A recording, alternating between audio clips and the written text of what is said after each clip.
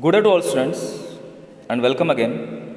आप सभी का एक बार फिर से मैं स्वागत करता हूं आपके अपने यूट्यूब चैनल पर।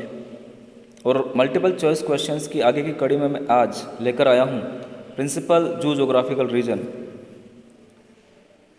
प्रमुख प्राणी भौगोलिक क्षेत्र। तो डियर स्टूडेंट्स, इस टॉपिक से रिलेटेड जो इम्पोर्टेंट प्रश्न है जो बार बार कंपटीशन एग्जामिनेशन में पूछे जाते हैं और आगे भी पूछे जाते रहेंगे, उनको इस वीडियो में मैं आज डिस्कस करूंगा।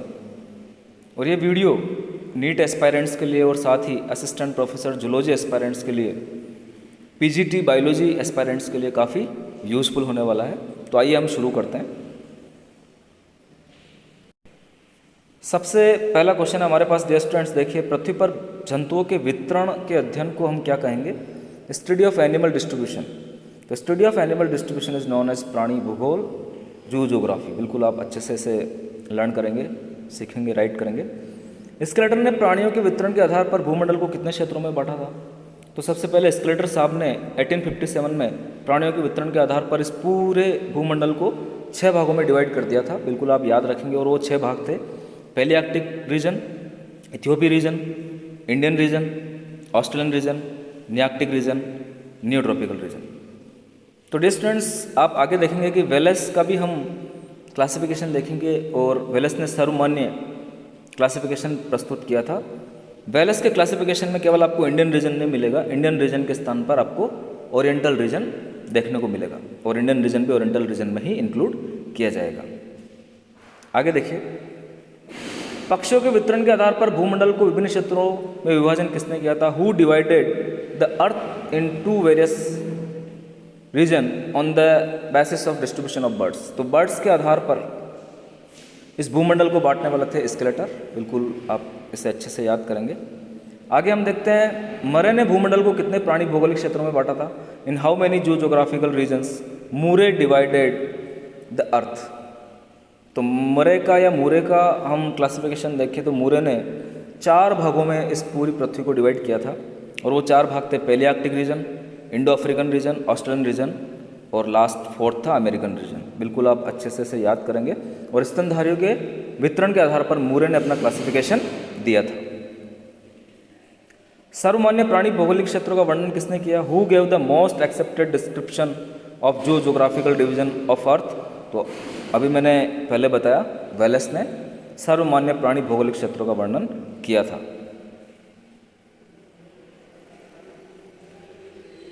आगे हम देखते हैं डियर स्टूडेंट्स, हमारे पास क्वेश्चन नंबर 6 हो जाएगा। सबसे बड़ा प्राणी भौगोलिक क्षेत्र कौन सा है?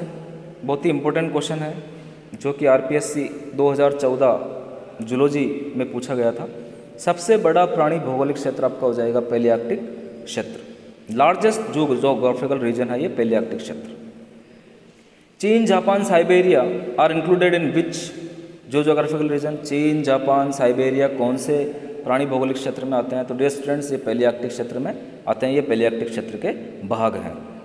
इसी प्रकार से इंडिया कौन से रीजन में आता है? तो इंडिया ओरिएंटल क्षेत्र में आता है, ओरिएंटल रीजन में आता है। बिल्कुल आप याद करेंगे। क्वेश्चन नंबर 9 हमारे पास, उत्तरी अमेरिका व ग्रीनलैंड किस क्षेत्र में आते हैं? उत्तरी अमेरिका और ग्रीनलैंड जो है डियर स्टूडेंट्स, आप देखेंगे नियार्कटिक क्षेत्र में इंक्लूड किए गए हैं। क्वेश्चन नंबर 10 हमारे पास, दक्षिणी अमेरिका, मध्य अमेरिका, वेस्ट इंडीज, साथ ही गैलापागोस आइलैंड, फोकलैंड आइलैंड, ये किस क्षेत्र में आते हैं? तो ये न्यू ट्रॉपिकल क्षेत्र में इंक्लूड किए गए हैं। बिल्कुल आप अच्छे से इसे देखेंगे, इसका आंसर हो जाएगा आपका न्यू ट्रॉपिकल क्षेत्र। गैलापागोस आइलैंड जो है स्टूडेंट्स, वो डार्विन से संबंध रखता है और डार्विन की फिंचेज डार्विन ने यहीं पे देखी थी। और इवोल्यूशन की प्रयोगशाला डार्विन ने गैलापागोस आइलैंड को ही कहा था। तो बिल्कुल आप अच्छे से याद करेंगे इसे। क्वेश्चन नंबर 11 हमारे पास, ब्राजीलियन उपक्षेत्र किसमें आता है? तो ब्राजीलियन उपक्षेत्र डियर स्टूडेंट्स न्यू ट्रॉपिकल क्षेत्र में आता है। इसका आंसर हो जाएगा न्यू ट्रॉपिकल। क्वेश्चन नंबर 12 हमारे पास, अफ्रीका किस प्राणी भौगोलिक क्षेत्र में आता है? तो अफ्रीका इथियोपिया क्षेत्र में आता है। भारत किस प्राणी भौगोलिक क्षेत्र में आता है? क्वेश्चन नंबर 13 ओरिएंटल में आता है। पहले भी मैं डिस्कस कर चुका हूँ। श्रीलंका किस क्षेत्र में आएगा? श्रीलंका भारत के पास है, डेफिनेटली ये भी ओरिएंटल क्षेत्र में आएगा। बिल्कुल आप याद रखेंगे। कंगारू किस क्षेत्र का जंतु है? कंगारू मुख्य रूप से ऑस्ट्रेलियन क्षेत्र में पाया जाता है। मार्सुपियल्स, आगे हम देखेंगे मोनोट्रिम्स के बारे में भी। न्यूजीलैंड किस क्षेत्र में आता है? तो न्यूजीलैंड भी ऑस्ट्रेलियन क्षेत्र में इंक्लूड किया गया है। मोनोट्रिम किस क्षेत्र में बहुतायत से पाए जाते हैं? तो मोनोट्रिम जो है डियर स्टूडेंट्स आप देखेंगे ऑस्ट्रेलियन क्षेत्र में बहुतायत से पाए जाएंगे। हाइपोथेसिस ऑफ कॉन्टिनेंटल ड्रिफ्ट या महाद्वीपीय विस्थापन की परिकल्पना कौन से वैज्ञानिक ने प्रस्तुत की थी? तो वेगनर ने प्रस्तुत की थी। पनामा भूसंधि पाई जाती है। पनामा भूसंधि उत्तरी व दक्षिण अमेरिका के बीच मिलेगी। Panama land connection is found between north and south America. तो डियर स्टूडेंट्स ये 19 इंपॉर्टेंट क्वेश्चन इस छोटे से वीडियो में मैंने डिस्कस किए हैं। इस टॉपिक से एक जो इम्पोर्टेंट क्वेश्चन आता है वो वेलेस लाइन के ऊपर आता है। वेलेस लाइन, तो बिल्कुल आप वेलेस लाइन के बारे में भी जानकारी प्राप्त करेंगे। यह एक हाइपोथेटिकल लाइन है या काल्पनिक रेखा है जो दक्षिण पूर्वी एशिया और ऑस्ट्रेलियन रीजन के बीच में पाई जाती है और इन दोनों रीजन्स के प्राणी जात और पादप जात को पृथक करती है। फौना और फ्लोरा को ये अलग अलग करती है और दो डिफरेंट प्रदेश इस लाइन के आर पार हमें दिखाई देते हैं। इसे हम वेलेस लाइन कहेंगे या वेलेस रेखा कहेंगे। तो बिल्कुल आप इस हाइपोथेटिकल लाइन के बारे में भी नॉलेज प्राप्त करेंगे कि ये दक्षिण पूर्वी एशिया और ऑस्ट्रेलिया के बीच में पाई जाने वाली एक काल्पनिक रेखा है और साथ ही ये विभिन्न प्रकार के बोर्नियो द्वीप और लोम्बोक द्वीप को भी पृथक करती है।